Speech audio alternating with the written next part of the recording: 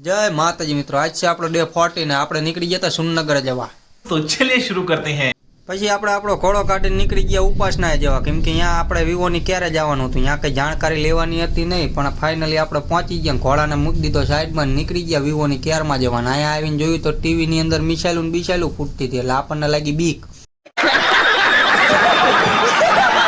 મિસાઈલની બીકથી આપણે આવી ગયા સિદ્ધરાજની દુકાને, ને એ દીવા અગરબત્તી કરતો હતો। કીધું તા લગીને આપણે સામે અરીસામાં વિડીયો ઉતાર લેવી, લાગીને બાકી એકદમ હીરો જેવા।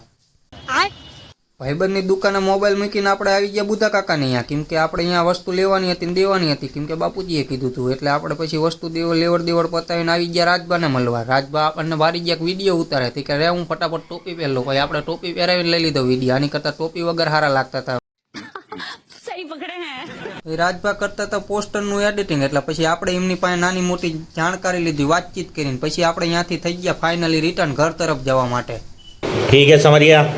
સાંજે આપણે હુઈને ઉઠીને બહાર આવ્યા હતા, ચકલું ન ફરકે, બોર્ડ ને કથરોટું આમથી આમ ઉઠતું હતું, ભારે વાતાવરણ થઈ ગયું હતું। પછી આપણે અંદર ગરી ગયા ઘરમાં। આજના વ્લોગમાં એટલું જ તે, મળીએ કાલે। જય માતાજી।